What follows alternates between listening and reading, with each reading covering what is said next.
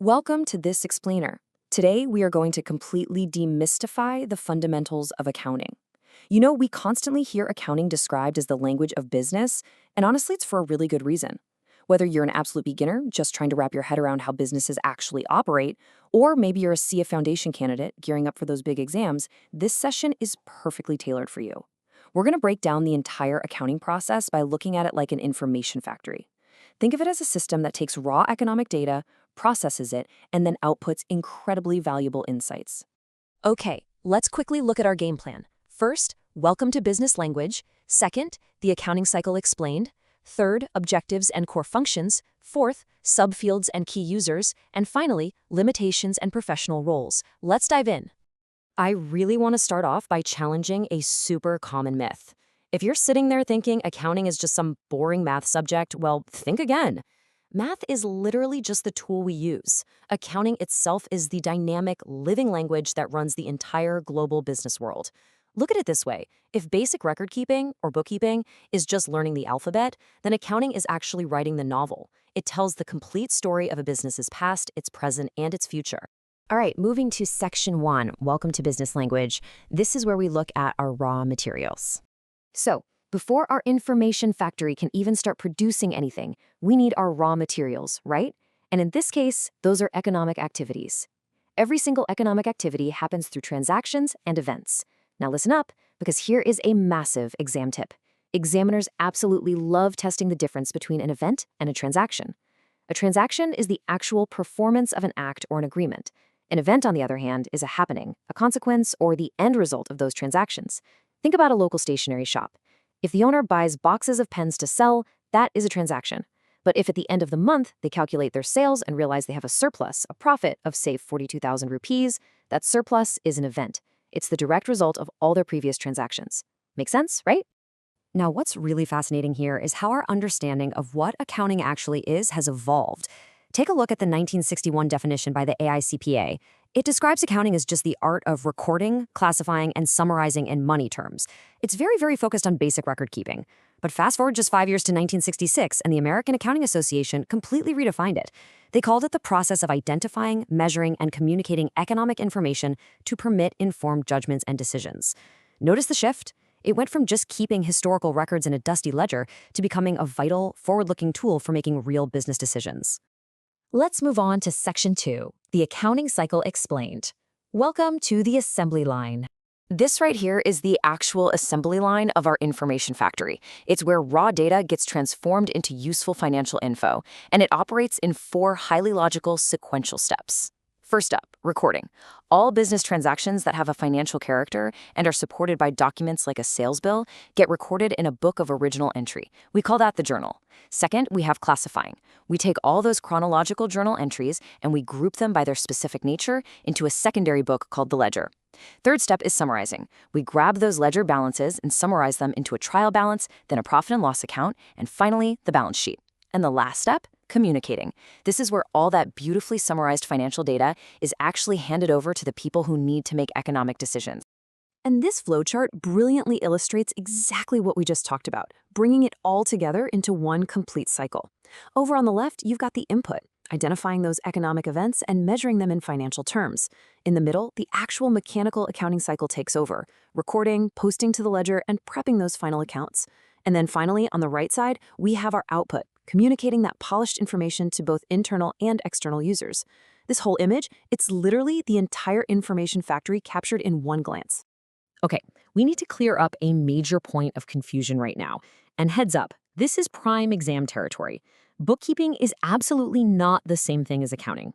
Bookkeeping is strictly concerned with those first stages, recording and classifying. It's routine. It's often basic clerical work. Accounting, however, takes over exactly where bookkeeping ends. Accounting handles the later stages, summarizing, analyzing, interpreting, and communicating. Think about it like this. If bookkeepers are the mechanics working on the assembly line, accountants are the engineers who designed the entire factory.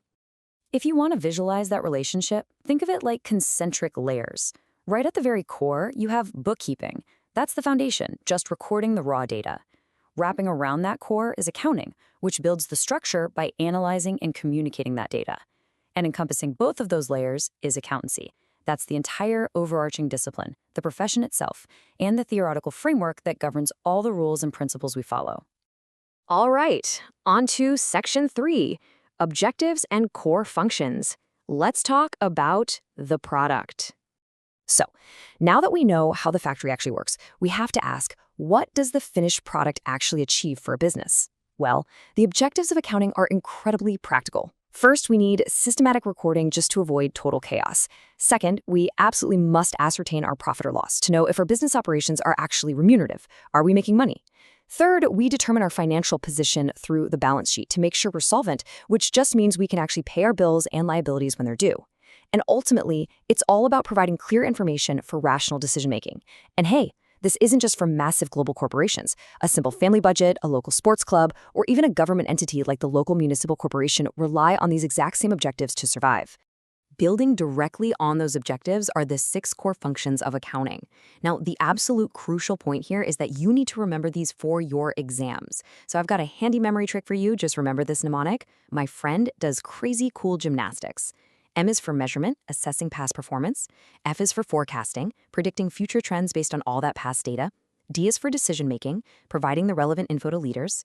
C is for comparison and evaluation, assessing how we did against our targets. The second C is for control, identifying operational weaknesses so we can fix them. And G is for government regulation, providing data for taxes and compliance. Lock that mnemonic in and you'll be golden. Let's jump into Section 4, Subfields and Key Users. It's time to meet the customers. You know, in any factory, a product is totally useless if there aren't any customers to buy it. Our financial information has specific variations tailored for specific users. Because different users need different things, accounting naturally branched out into subfields. Financial accounting is historical. It looks backward at the past to prepare the profit and loss and the balance sheet. But internal leaders, they need to control the future. That's where management accounting and cost accounting step in, helping figure out costs and aiding internal planning. Then we've got social responsibility accounting, which actually looks at the social costs and benefits of an enterprise. And finally, human resource accounting, which tries to identify and report the massive investments made in the actual people, the human resources of an organization. So, who is actually consuming all this information? I want you to take a mental snapshot of this table right now. Exam questions frequently ask you to classify a specific user as either internal or external. It's pretty straightforward. Internal users are the insiders who are actually running the show day to day. That's your board of directors, your partners, and your managers. External users are on the outside of daily operations, but they still have a massive stake in the company. We're talking investors, lenders, suppliers, government agencies, and yep, even customers. Let's zoom out for a second and see how accounting relates to other fields, because it definitely doesn't exist in a vacuum. It interacts heavily with economics, which dictates how resources are allocated in the first place. It obviously overlaps a ton with law, because businesses have to operate within strict regulatory frameworks. But interestingly, it differs fundamentally from statistics. While statistics is mostly concerned with typical values, averages, and broad trends over time, accounting requires every single individual transaction value to be captured accurately. Why? Because every single rupee relates to a specific, real-world business action. You can't just average out your bank balance. We are finally at Section 5, Limitations and Professional Roles, our quality control. Okay, reality check time. We need to shift to a slightly cautionary tone here and talk about real-world constraints. This right here is a huge pitfall where students drop marks on conceptual questions. Accounting is not perfect. It has serious limitations. First, it completely ignores non-monetary factors. You literally cannot put a monetary value on the brilliance of a management team or employee morale, even though those things make or break a company. Second, it's primarily historical and largely ignores inflation. So the book value of a building bought 20 years ago might look like a joke compared to its real reality today. Plus, and this is big, accounting involves a lot of subjectivity.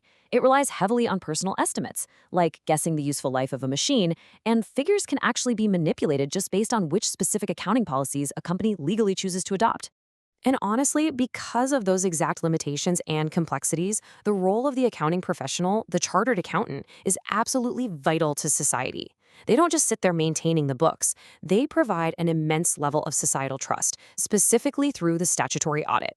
Limited companies are legally required to have an independent auditor review their books to ensure they present a true and fair view of the business. Beyond that, CAs guide taxation, they advise management on huge decisions, and they even help shape larger economic and financial policies for the country. There is this fantastic quote by the great writer Goethe, who once called the accountant's profession the fairest invention of the human mind. And when you really think about it, it makes sense. Accountants take this inert, boring mass of silent figures and they weave them into a dynamic pattern that actually helps businesses plan their future. They take basic numbers and elevate them into a powerful instrument for socioeconomic change and overall societal welfare. Okay, rapid fire recap time. What did we learn?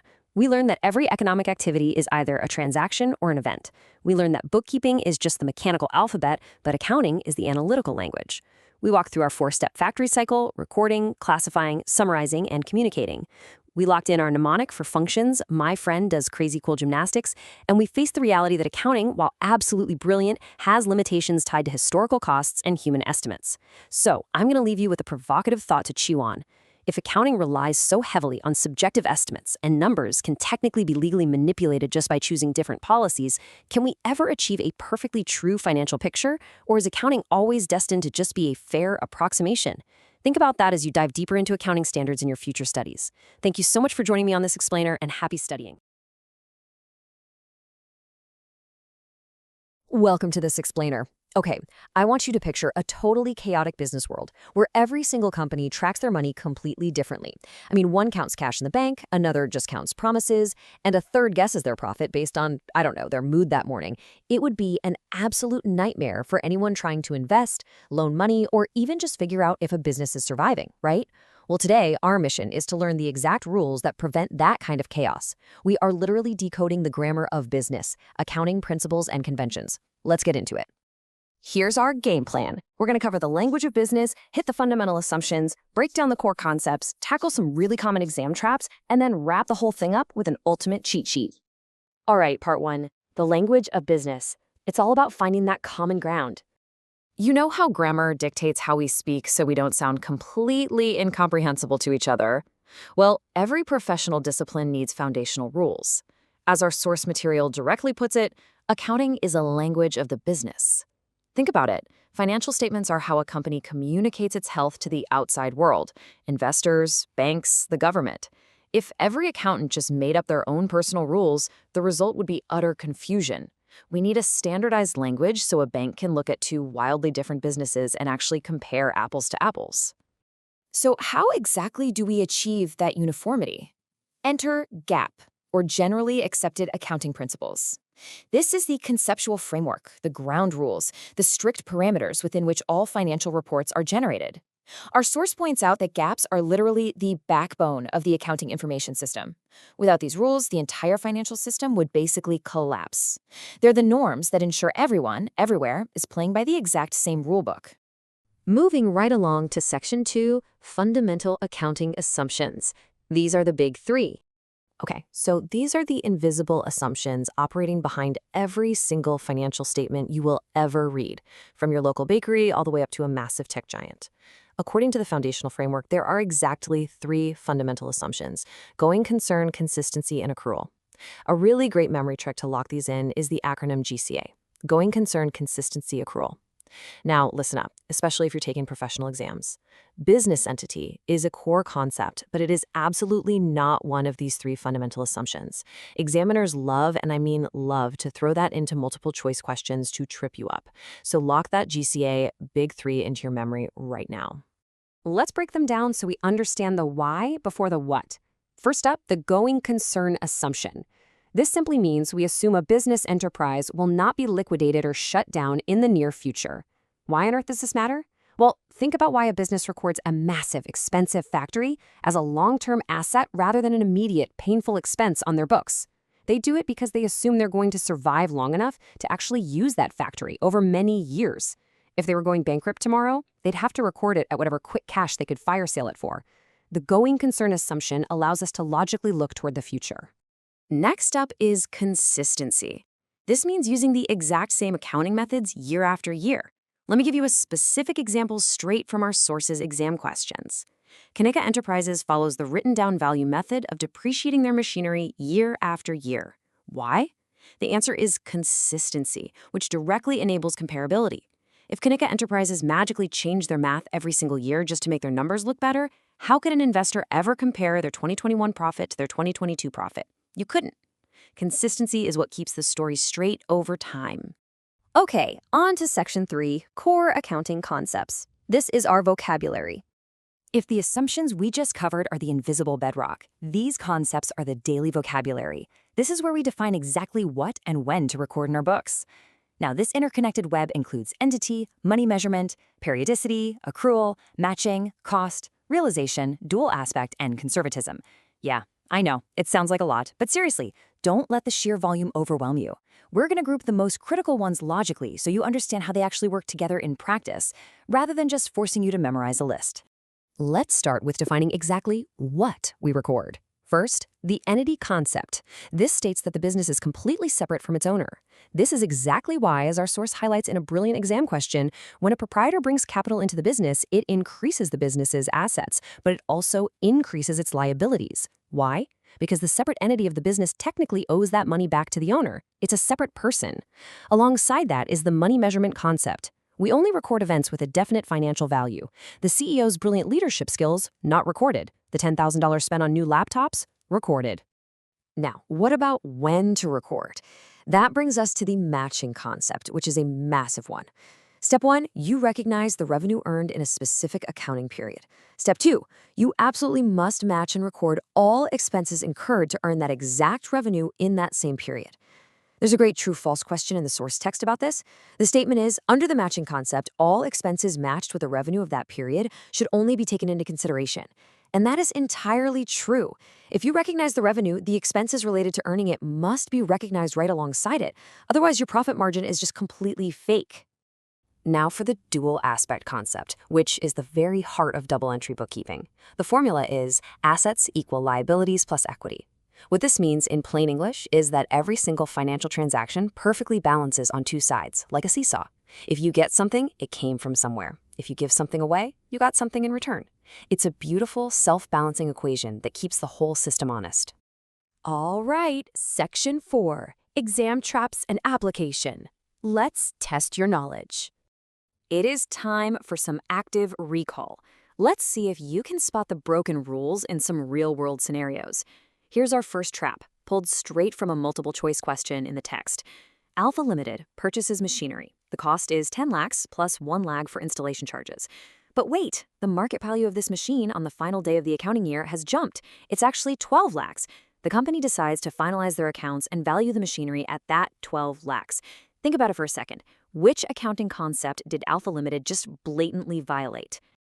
If you guessed the cost concept, you absolutely nailed it. Alpha Limited violated this core rule. The cost concept demands that assets must be recorded at their original purchase price, which, by the way, always includes those necessary installation costs, completely ignoring everyday market fluctuations. So Alpha Limited cannot just invent 1 lakh of extra value out of thin air because the market went up. They must record that machinery at exactly 11 lakhs. Let's try another one. I call this the inventory trap. A businessman purchases goods for 25 lakhs. By the end of the year, he sold most of them, but the remaining unsold goods have a current market value of 4 lakhs. However, he originally paid more for them, so he values this closing inventory on his books at that higher original cost. What red flag is waving here? Which concept did he break by doing that? He broke the conservatism principle, also known as prudence. The rule for inventory is simple and incredibly safe. Always value it at cost or market value, whichever is lower. The logic of conservatism is that you should never, ever overpromise on your assets or your profits, but you should always anticipate potential losses.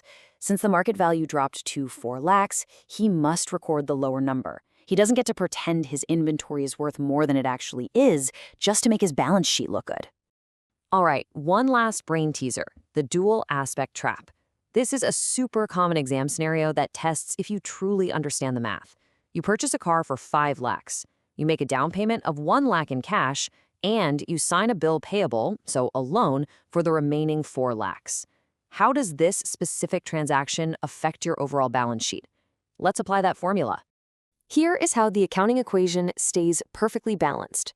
Your total assets increase by 4 lakhs. Why? Well, because you gained a 5 lakh car, but your cash asset dropped by 1 lakh, so the net asset increase is 4 lakhs. Now look at the other side. Your liabilities, the loan you now owe, increased by exactly 4 lakhs. Assets went up by 4, liabilities went up by 4. The dual aspect formula balances out perfectly. It's almost like magic, but actually, it's just really good structure. And finally, Section 5, the ultimate cheat sheet, final review. This is our grand finale. If you are a professional exam candidate, you're going to want to screenshot this right now. Let's do a rapid-fire review. Remember our GCA trick? Going concern, no liquidation anytime soon. Consistency, use the exact same methods yearly so you can actually compare the data. Accrual, not listed but absolutely vital. Then we have conservatism. Always play it safe, value inventory at cost or market, whichever is strictly lower. Dual aspect, the golden equation, assets always equal liabilities plus capital. And finally, the cost concept. Ignore fluctuating market values and record assets at their purchase price plus any installation costs. So here is my final question for you. If accounting truly is the language of business, and these principles and conventions form its grammar, are you now fluent enough to read the real story behind a company's numbers? The next time you look at a financial statement, you won't just see a confusing wall of numbers. You'll see the invisible assumptions, the strict concepts, and the careful balancing acts that make global business communication possible. Thanks for joining me on this explainer, and keep learning. All right, let's dive right into this explainer and demystify one of the absolutely most critical, highly tested rules in all of accounting: capital versus revenue. Whether you're a complete beginner, maybe a business owner trying to manage a budget, or a professional exam candidate sweating over your textbooks, getting this distinction right is literally the bedrock of accurate financial reporting. Think about it. If you classify a transaction incorrectly, your profit figures? Completely wrong. Your asset values? A total mess. So today, we're going to build your understanding from the ground up and tackle some of the absolute trickiest edge cases you'll ever see. So here's our game plan for today. We'll start with the two business buckets, then look at the facts memory trick, dive into capital versus revenue expenditures, and then do the same for receipts. After that, we're heading into the tricky exam arena, and finally, we'll wrap up with a handy final exam cheat sheet. Let's get to it. Starting with Section 1, the two business buckets, focusing on short-term survival versus long-term growth. Now you might be wondering, why does this topic even exist? Well, it all boils down to the matching principle. This is an accounting rule that says we absolutely have to correctly match our expenses to the exact period they help generate income. Think about it like this. Let's say you buy a massive delivery truck that's going to last you for 10 years. It wouldn't make any sense to deduct the entire cost of that truck from this year's profits, right? If you did that, this year would look artificially terrible, and the next 9 years would look artificially great. We have to match that expense to the exact time period that benefits from it. So to actually pull this off, every single penny a business spends or receives has to be sorted into one of two buckets. You can't just throw all your money into one big pile and call it a day. We need to draw a line between what keeps the lights on today and what builds the business for tomorrow. If an item is just for short-term survival and daily operations, well, that goes straight into the revenue bucket on your profit and loss account. These are things whose benefits expire pretty quickly.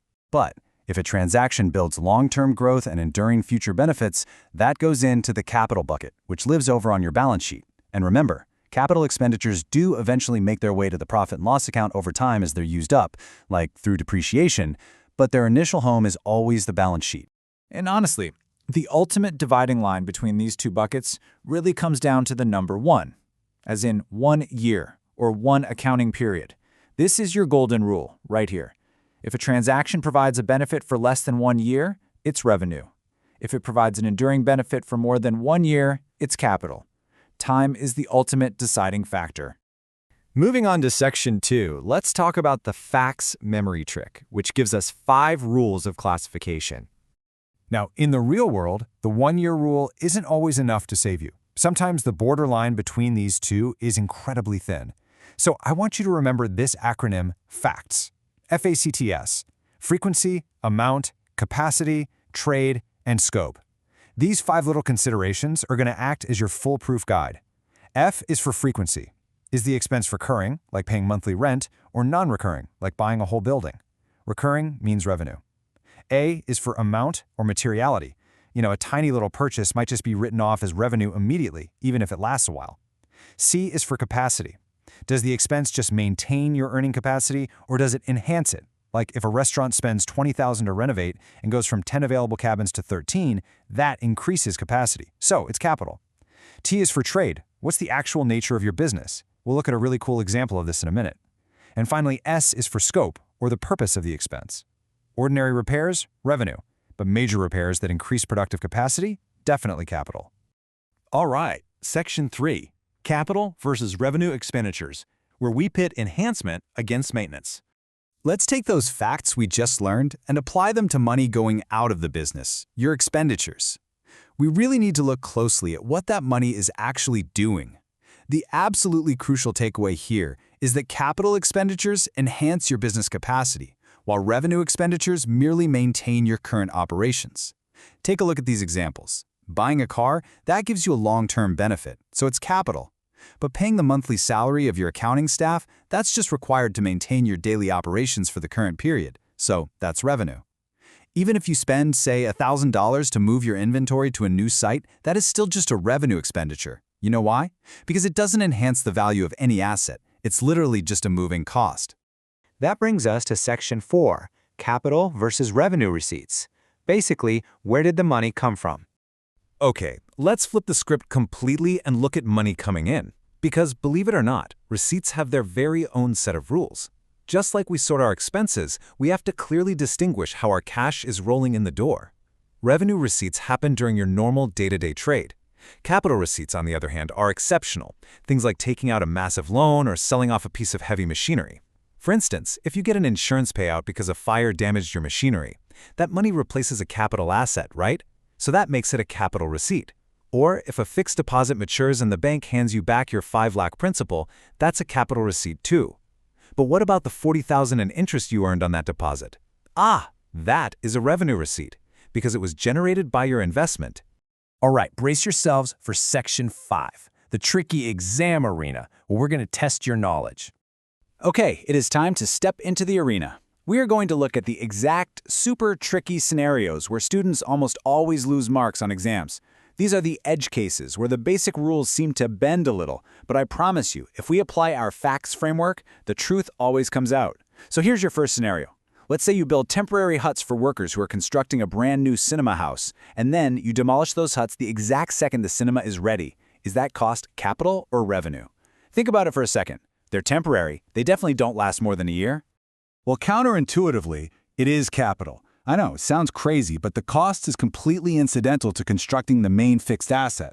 Basically, without those huts, the cinema couldn't be built. Therefore, the cost of the huts gets capitalized and added directly to the total cost of the cinema building itself. The exact same logic applies if you demolish an old building just to construct a bigger one on the exact same site. That demolition cost, you guessed it, it's capitalized. Let's try another one. Next up, a company called Best Tech Solutions buys 20 computers to sell to their customers, but they also buy 1 computer for their own internal accountant to use for invoicing. How on earth do we classify these? Keep in mind, they are literally the exact same physical objects. This perfectly tests the trade rule from our facts mnemonic. Identical items are classified entirely differently based solely on the nature and intention of the business. Because those 20 computers are meant for resale as part of normal trade, they are a revenue expenditure. But that 1 computer for the accountant, that's meant to be held and used by the business for years, which makes it a capital asset. Okay, what if you spend $25,000 to overhaul an old engine? Maybe you're changing the rings and pistons specifically to get much better fuel efficiency. Is this just a regular repair, or is it something more? Even though it sounds exactly like a repair, it's actually capital. Why? Because increasing efficiency permanently reduces your future running costs, and that reduction in cost represents an enduring long-term advantage to your business. Now, conversely, if you just paid to replace a broken, worn-out part of a machine just to get it working normally again, well, that's just maintaining its standard capacity. So that would simply be a revenue expense. All right, here is a classic absolute trap of an exam question. Ready? Is a security deposit paid to a telecom company, like MTNL, for a new office line, a capital or revenue expenditure? Gotcha. It's a trick question. It's actually neither an expenditure nor a revenue expense. It is recorded as an asset that simply gets adjusted against your future bills. You haven't actually spent the money in a way that consumes it. You've just parked your cash with the utility provider. Sneaky, right? Let's look at legal fees next. Does it really matter if you're paying a lawyer to buy a new property versus paying a lawyer to defend a lawsuit where someone is claiming they own your factory site? Yes, it matters hugely. Acquiring property gives you a brand new enduring right, which makes it a capital expenditure that gets added straight to the property's cost. But defending a lawsuit, that just maintains the ownership you already have. You aren't gaining anything new, you're just preventing a loss. Therefore, defending a suit is simply a revenue expenditure. And finally, Section 6, your final exam cheat sheet. Let's lock this knowledge in for good, folks. If you can just master the underlying logic of what builds capacity versus what merely maintains capacity, you will literally never get tricked by these scenarios again. Keep that one-year rule and the facts mnemonic right at the front of your mind. Capital builds the balance sheet for the long term, revenue impacts the profit and loss for daily operations. Before we wrap up this explainer, I want to leave you with one final challenge to test your new skills. If a company pays a massive 2.5 crore payout to workers for voluntary retirement, is that capital or revenue? Think really carefully about the ultimate purpose of that payout. I'll leave you to ponder that one. Thanks so much for joining me today, and keep matching those expenses correctly. Welcome to the explainer. Usually, traditional accounting is all about, historical numbers, concrete transactions, and exact down-to-the-penny figures. But today, we are completely flipping traditional accounting on its head. We're stepping away from the definite past and dealing entirely with the unknown. Yep, we're going to learn exactly how businesses account for the giant what-ifs in life. Okay, let's dive into this. Here's our roadmap for today. First up, we'll welcome you to the world of accounting uncertainty. Then, we'll unpack contingent assets, followed closely by decoding contingent liabilities. After that, we'll weigh provisions up against contingent liabilities, and finally, we'll wrap up with the ultimate exam blueprint to test what you've learned. Section 1. Welcome to Accounting Uncertainty. So, normally accounting is pretty simple, right? You get an invoice, you know the exact amount, and you just record it. But businesses are complex beasts. Imagine this scenario. What happens when a company faces a massive potential win, or on the flip side, a catastrophic potential loss, but the final outcome won't be decided by a judge or an investigation for months or maybe even years? How on earth do you record a total mystery without misleading your investors? Well, that's the real narrative plot twist of the accounting world. We are basically taking complex, totally unpredictable real-world events and filtering them down into perfectly structured accounting rules, and that is exactly the problem we are solving today. Section 2. Unpacking contingent assets. Let's look at the positive side of the unknown first. A contingent asset is defined as a possible asset that arises from past events, and its existence is going to be confirmed only after the occurrence or non-occurrence of one or more uncertain future events that are not wholly within the control of the enterprise. It sounds like a mouthful, but think of a real-world example. Say your business is pursuing a massive legal claim against a supplier because they breached a contract. That breach? That's the past event. The uncertain future event is the judge's final ruling. It's a possible asset for sure, but what the court decides is completely out of your control. Now, listen up, because here is a massive exam trap. If you're a business owner, or especially if you're a student sitting for a professional exam, you might be super tempted to put this potential million-dollar lawsuit win right onto your balance sheet just to make the company look more valuable.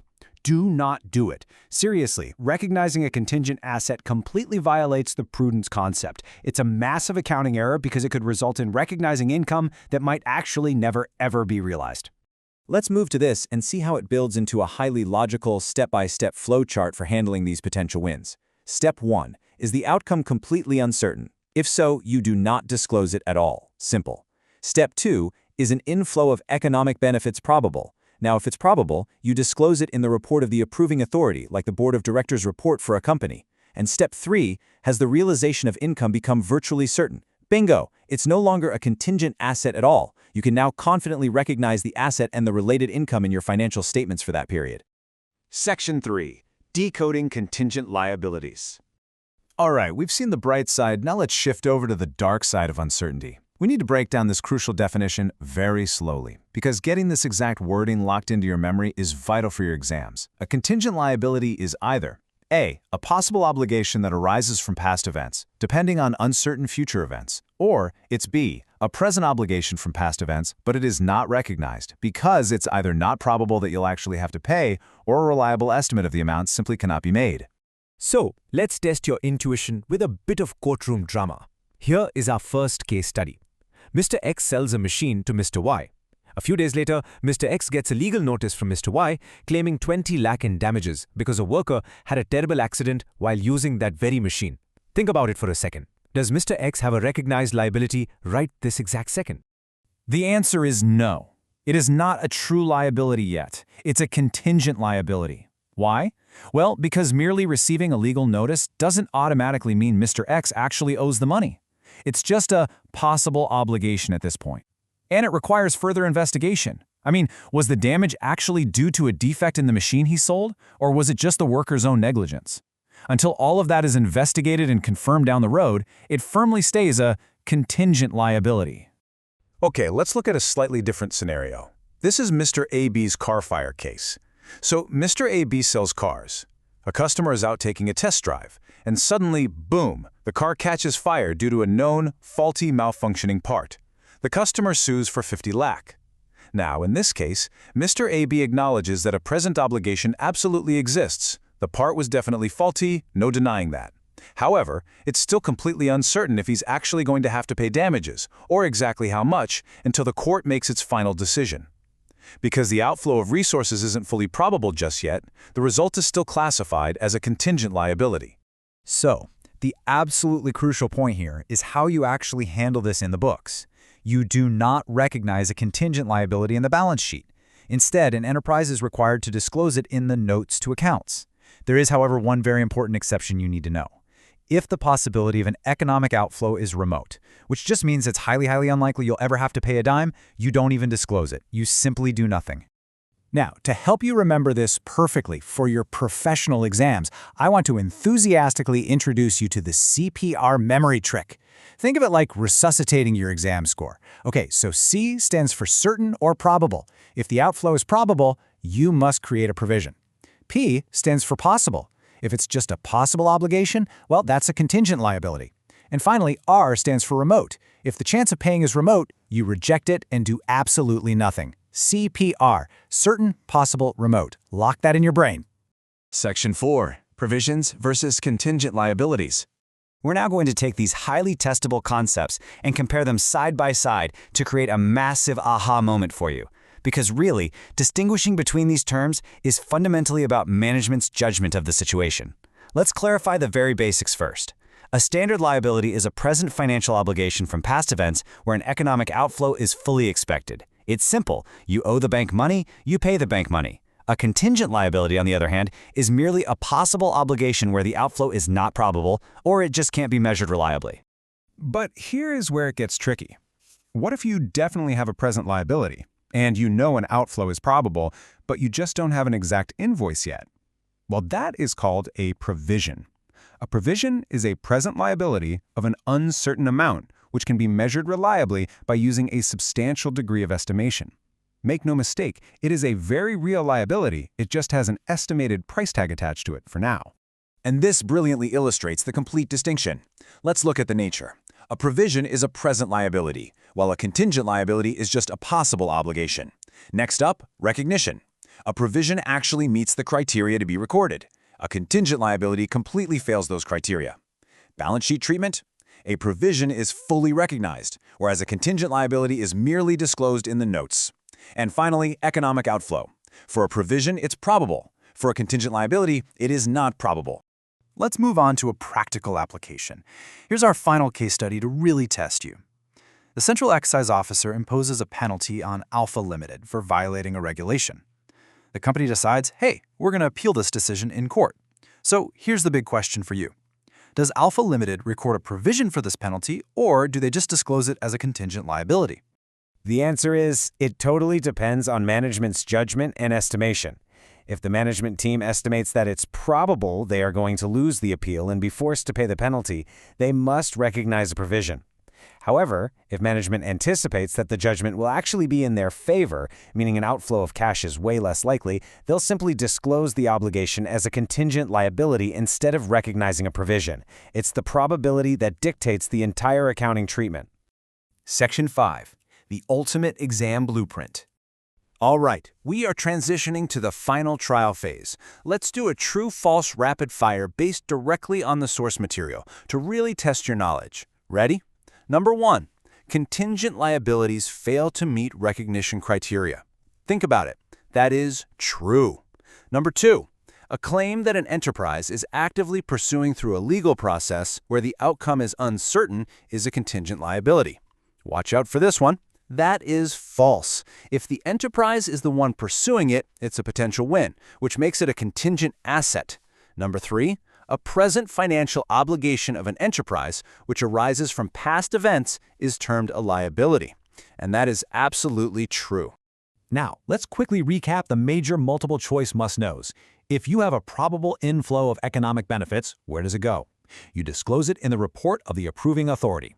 What if an outflow of resources is not probable or just cannot be measured reliably? That, my friends, is your classic contingent liability. And if you have a present liability that can be reliably measured using a substantial degree of estimation, that is a provision. Just remember that CPR trick. Certain or probable equals a provision. Possible equals a contingent liability. Remote equals reject. We have covered a tremendous amount of ground today, distilling the totally unknown into concrete, usable rules. So I'm going to leave you with this final provocative thought. If a massive, unexpected lawsuit hit your business tomorrow, would you know exactly where to record it? Well, you now have the tools. You understand the entire journey, from the wild uncertainty of contingent assets and liabilities, all the way to the absolute clarity of provisions and strict disclosure rules. Thanks for joining me on this explainer, and keep using this framework to master the great unknowns of the financial world.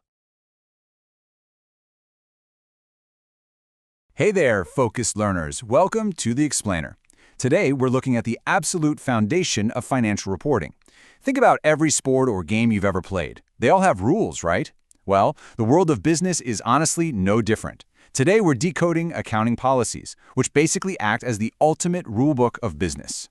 But before we even get into the textbook definitions, I want you to consider something kind of wild. Can two identical companies operating in the exact same industry and selling the exact same products report completely different profits at the end of the year? The surprising answer is a resounding yes. And the reason why doesn't have anything to do with their sales team or their marketing strategy. It lies entirely in the subjective accounting choices that management makes behind closed doors. Okay, let's dive into this. Here is our game plan. First, we'll define what accounting policies actually are. Then, we'll explore the 3 pillars for selecting them. After that, we'll look at real-world applications, uncover the strict rules for changing these policies, and finally wrap up with a recap and some crucial traps to avoid for your exams. Let's kick things off with part 1. What are accounting policies? Let's define the rules of the game. So, what are we actually talking about here? Accounting policies refer to the specific accounting principles and the methods of applying those principles that a business adopts when preparing its financial statements. Notice how we're breaking this down into 2 distinct pieces: the overarching principles and the practical, day-to-day methods used to actually apply them. Now, you might be wondering, is there just some giant, unified list of rules that every single company on Earth follows? Actually, no. Because businesses operate in crazy, diverse, and complex environments, there is no single list of policies that works for everyone. It requires considerate judgment by management. Regulatory bodies do try to limit the number of acceptable policies so investors can easily compare companies, but at the end of the day, choices still remain. Let's ground this with a real-world anchor. Picture a business trying to value all the inventory sitting in its warehouse at the end of the year. They have a choice. They could use the FIFO method, that's first in, first out. Or they could use the weighted average method. The specific method they choose, that is their accounting policy. Because the cost of buying inventory is constantly shifting due to inflation, choosing FIFO versus weighted average is actually going to legally change their cost of goods sold. And that means a completely different profit number on the balance sheet. This is exactly why understanding these policies is an absolute game changer for understanding a company's true health. Moving right along to Section 2, the 3 selection pillars. How do we choose the right rules? Since management gets to choose their policies, how do they know they're making the right call? Because let me tell you, choosing an inappropriate policy is super dangerous. It will artificially understate or overstate a company's financial position. So to prevent that disaster, management has to base their selection on 3 major characteristics. For those of you prepping for exams, lock this into your memory using the PSM framework. P is for prudence, S is for substance over form, and M is for materiality. Financial statements have to give a true and fair view of the balance sheet and the profit and loss account. If a policy doesn't align with prudence, substance over form, and materiality, simple, it shouldn't be used. Which brings us to Section 3, real-world policy examples. Let's put these rules into practice. And this brilliantly illustrates what those abstract pillars look like out in the real world. Let's look at two common areas. First up, inventories. A standard policy is that finished goods are valued at the lower of their cost or their net realizable value. Which pillar is driving this? Prudence. Prudence basically means we literally never want to artificially inflate the value of our assets. Second, let's look at long-term investments. The policy usually dictates they are valued at their original acquisition cost, but a provision absolutely must be made for any permanent diminution, which is a fancy way of saying a permanent drop in their value. Once again, this shows exactly how the principle of prudence forces companies to be conservative and highly accurate. Now listen closely, because this next point is a massive trap, especially if you're taking professional exams. Let's say a company messes up and adopts a wrong or inappropriate accounting treatment. Management might think, oh, well, we'll just write a really detailed note in our disclosures explaining what we did, so we're off the hook. No way, absolutely not. The strict rule is disclosure cannot rectify a wrong or inappropriate treatment. You simply cannot hide bad accounting in the footnotes. It's a highly tested concept, so definitely keep it in mind. All right, Section 4, Rules for Changing Policies. When can you actually change the game? This perfectly builds our understanding of financial consistency. Because once you pick a rule, there's no way you can just change it on a whim to manipulate your profits. A change in accounting policy is strictly limited. You are legally only allowed to change a policy under 3 very specific conditions. Number 1, it's required by a statute or law. Number 2, you're doing it to comply with a new or updated accounting standard. Or number 3, the change would actually result in a more appropriate presentation of the financial statements. For instance, our source mentions a company called Omega Enterprises. They revised their inventory policy to include applicable production overheads simply because it resulted in a much more appropriate presentation of their true costs. But wait, there is a critical follow-up rule here. If you do make a justified change, you absolutely must quantify the material effect that change has on the financial statements. Specifically, you have to show the impact on assets, liabilities, and profit or loss. Why is this absolutely crucial? Well, think about it. If a company suddenly switches from weighted average to the FIFO method, their reported net profit might suddenly shoot way up. Unless the exact financial effect of that policy change is quantified and shown, the financial statements are just going to confuse and mislead anyone reading them. You have to show the math of the change. And that brings us to Section 5, Final Recap and Exam Tips. Let's secure those marks. So the crucial point here is separating myth from reality. We're pulling these directly from the Test Your Knowledge section of our source material, so let's rapidly dismantle these common misconceptions to guarantee you have total conceptual clarity. Myth number 1, there's a single list of accounting policies applicable to everyone. Reality? False. There's no unified exhaustive list because businesses operate in completely different environments. Myth number 2, selecting a bad policy will always overstate performance. Reality? False again. A bad policy can artificially overstate or understate the performance and position of a business. And myth number 3, you can change policies whenever you want to show better results. Reality? Also false. You can only change policies under those 3 strict conditions we just went over: statute requirement, standard compliance, or for a more appropriate presentation.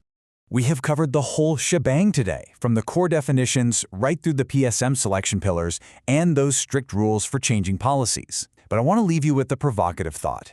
If subjective accounting policies basically shape the entire financial reality we see on paper, are we ever truly looking at the exact same picture when we compare 2 different companies? Keep that rulebook mindset active and always check those policies before you trust the profits. Thanks so much for joining me on this explainer, and happy learning. Okay, let's just jump right in and ask a really simple question. Is a 100-rupee note in your pocket today worth exactly the same as it will be next year? Well, if your immediate thought was no way, then you've actually already grasped the absolute most fundamental problem in all of accounting. Welcome to today's explainer. We're going to be diving deep into the illusion of money together, and we'll discover how accounting actually functions as a true measurement discipline. So, here's our roadmap. We're going to cover the basics of measurement, figure out why money is kind of an imperfect scale, break down 4 absolutely crucial valuation principles, explore the time value of money, and then we'll wrap it all up with a master exam review. Let's get to it. Section 1, the basics of measurement. Because before we can even think about balancing a ledger, we have to nail down exactly what it means to measure a transaction in the accounting world. Now, Professor R.J. Chambers gives us this classic definition. And yeah, I know, it sounds super dense, right? Like something straight out of a heavy textbook. But it actually gives us the ultimate three-step checklist. Think about it like this. Ordinal numbers tell us position, first, second, third. Cardinal numbers tell us quantity, like 1, 2, 3. Chambers is basically saying measurement is just assigning these numbers based on specific rules. And doing this helps people make real-world business decisions based on past, present, and predicted future events. Okay, here's a massive shortcut to memorize this for your exam. Just use the trick ISE. Identify, select, evaluate. Seriously, write that down. Every single accounting entry requires you to first identify the event, like getting a cash receipt. Second, select a scale, which for us is usually money. And third, evaluate the dimension of that scale. So if an exam question ever asks you if accounting is a true measurement discipline, just run it right through that ISE test. Section 2. Money, an imperfect scale. We just established that accounting selects money as its go-to scale, but digging into this actually completely destroys a really common misconception, the idea that money is this perfect, unchanging ruler. Spoiler alert, it's not. First off, money has no universal denomination. It just takes the shape of whatever currency rules a specific country. Let's say you borrow $5,000 internationally when the rate is 50 rupees to the dollar. So your loan is 2.5 lakh rupees. But what if the exchange rate suddenly shifts to 55 rupees? Bam! That simple shift just inflated your debt on paper to 2,75,000 rupees, and you didn't do a single thing. It totally proves money lacks universal stability across borders. And that brings us to what we call the cabbage and cloth problem of dimension. Look, a kilogram of cabbage today is the exact same physical size next year. Money? Not so much. Let's run some numbers. A business might show an 8% growth in sales revenue, jumping from 5 lakhs up to 5.4 lakhs. Sounds fantastic, right? But if you look closer, they actually dropped physical production by 10%, going from 5,000 units down to 4,500 pieces. If their production costs shifted, their actual gross profit declined from 1 lakh down to $90,000. That revenue growth was a complete illusion caused by changing prices. And because money isn't stable, accounting has to rely on fundamental assumptions, things like going concern, consistency, and accrual, just to make sense of it all. Section 3. 4 Valuation Principles Explained. Since money is so unpredictable, accountants had to develop specific rules to actually measure value. To really wrap our heads around them, let's follow the story of a businessman named Mr. X and his brand new machine. Okay, grab your notes, because here is a fantastic mnemonic to remember these bases. Here comes real profit. That stands for historical cost, current cost, realizable value, and present value.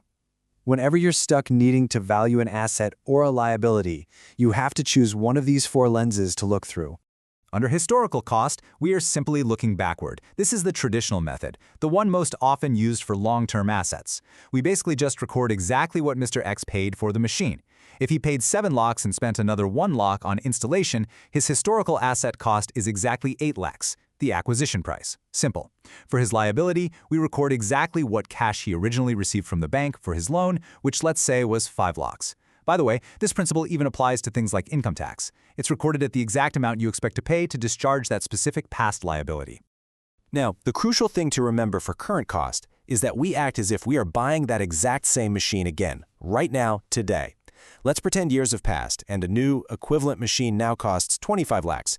Under current cost, boom, that becomes our asset value. For his liability, if the bank suddenly demands that 5 lakh loan back today, plus maybe a 1% prepayment penalty, that total amount is our current cost liability. We're strictly measuring the cost of replacing or settling right this very minute.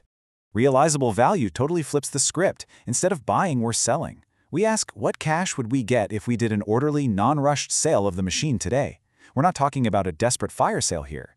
If Mr. X can methodically sell it for 20 lakhs, that's his realizable value for the asset. For the liability, it's what it takes to settle the debt in the normal course of business, which remains 5 lakhs. Quick exam tip, this concept is incredibly important because it's the exact rule used for inventories, which are always measured at the lower of their historical cost and their net realizable value. Don't forget that one. Section 4. The time value of money. Let's see how our final valuation principle, present value, builds on the idea that having cash today is vastly superior to waiting for it tomorrow. You're going to see this used heavily when accounting for investments and long-term loans. Imagine Mr. X's machine generates 1 lakh rupees of net cash inflow every single year for 10 solid years. 100 rupees in your hand today on January 1st is absolutely not the same as 100 rupees a year from now. Why? Because you lose a whole year of being able to invest or use that money somewhere else. And because any rational person demands compensation for that missed opportunity, we must discount or devalue those future cash flows back to what they're worth today. That, in a nutshell, is the time value of money. All right, listen up, because this is high-yield exam territory right here. You could calculate the discount for each of those 10 years individually using the single amount formula, but honestly, that takes forever. Instead, you'll use the annuity rule formula.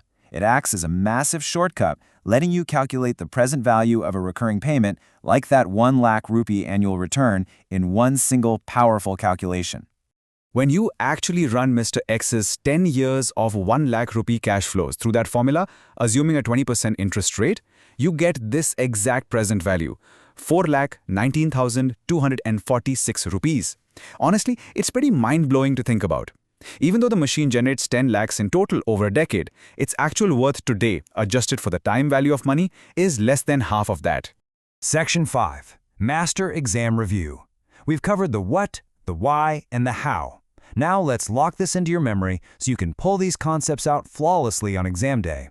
You're definitely going to want to take a screenshot right now. This matrix is your ultimate cheat sheet, summarizing exactly how an asset and a liability are treated under our Here Comes Real Profit principles. Just to recap, historical cost is your past acquisition price. Current cost is replacing or settling today. Realizable value is orderly disposal today, and present value is discounting future cash flows back to today.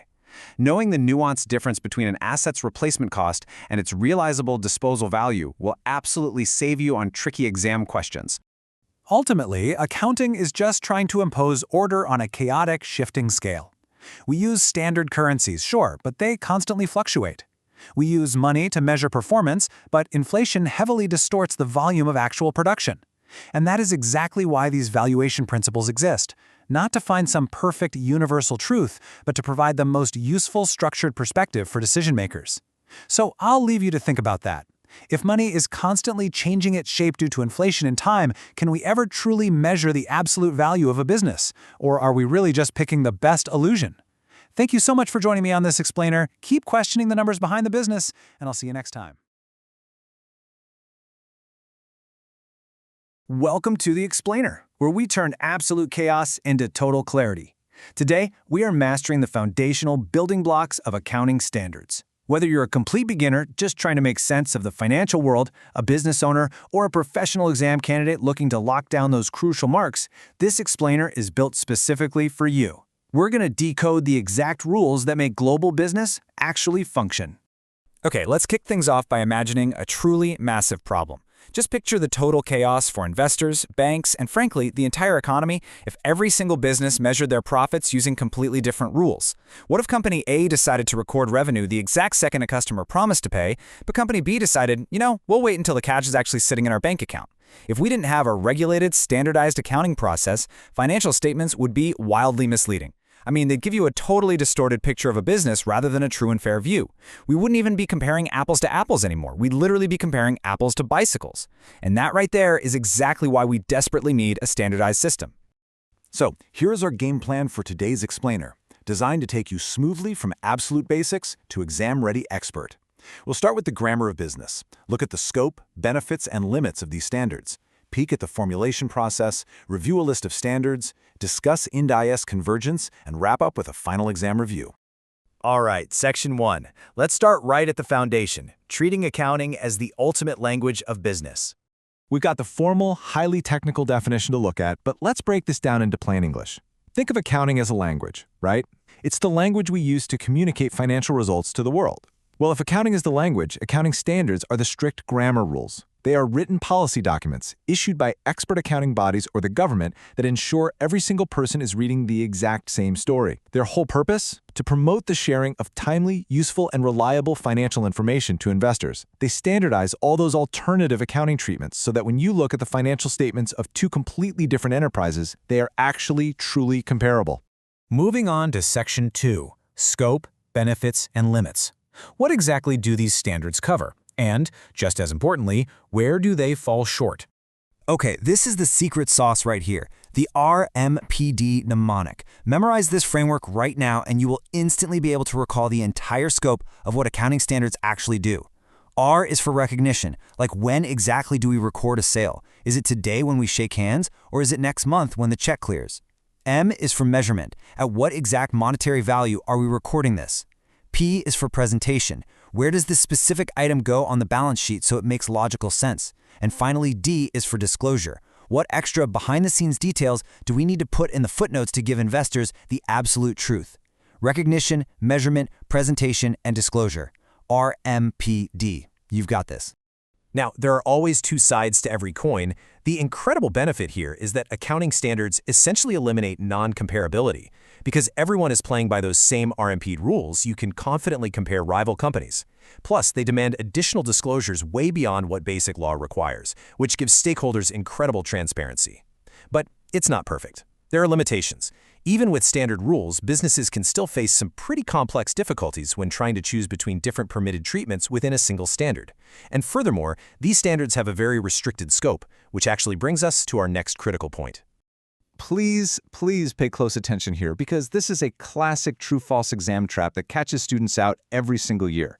You might get asked, can accounting standards override the statute? The answer is a resounding absolute false. No way. Accounting standards are powerful? Sure, but they are completely restricted by the law of the land. They have to be framed within the ambit of prevailing statutes. So if an accounting standard says one thing, but the National Law or the Companies Act says something else entirely, the law wins. Every single time. All right, Section 3, the formulation process. We know what these rules are, but how on earth do they actually get made? Let's take a look at the assembly line. So, in India, the Institute of Chartered Accountants of India, the ICAI, really stepped up and took the premier leadership role back in 1977 by creating the Accounting Standards Board, or ASB. Now, here's a really fascinating detail. The ASB brings together representatives from major industries like ASSOCHAM and CII, plus academicians and government departments, all to ensure total transparency. And even though the ASB was created by the ICAI Council, it is fiercely independent when formulating the standards. The ICAI Council can't just swoop in and modify a draft without consulting the ASB first. Ultimately, the ICAI issues the standards for non-corporate entities, while the central government steps in to issue them for unlisted corporate entities with a net worth of less than 250 crores. The official standard-setting process has about 8 really detailed steps, but frankly, we can digest it into these 4 logical macro phases so it's much easier to remember. First, they identify an area that desperately needs a rule, say how to handle a new type of digital asset, and they constitute a study group. Second, they prepare a draft and get initial views from various professional bodies. Third, and this is the really crucial part, they release what is known as an exposure draft to the general public to get comments. It is a completely consultative process. Finally, they modify the draft based on all that public feedback and officially issue the final accounting standard. Let's keep the momentum going. Section 4, List of Standards. Let's see what these actually look like in practice. Now don't panic. For most foundational exams, you do not need to memorize the entire list of 29 accounting standards, but you definitely should recognize the sheer variety. For instance, AS1 covers the disclosure of accounting policies, which basically ensures companies clearly state what rules they're even following. AS2 dictates the valuation of inventories, literally how a company counts the value of the boxes sitting in its warehouse. Also notice how standard rules adapt to specific types of entities. For example, ASLB stands for Accounting Standards for Local Bodies, proving that these rules are flexible enough to adapt to different legal and organizational frameworks. Welcome to Section 5, Ind-IS Convergence. This is where we enter the modern era of global integration. You're going to want to lean in for this one because this is a massive, high-yield exam concept.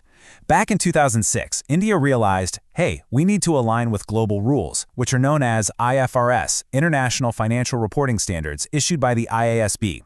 But the government faced a huge choice. Do we choose adoption or convergence?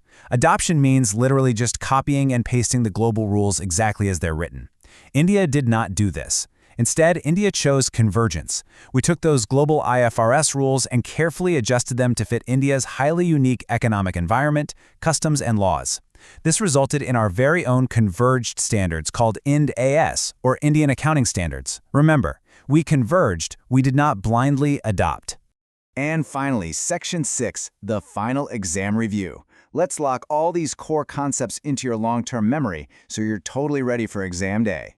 Go ahead and take a mental screenshot of these 4 final points because remembering these will literally save you marks.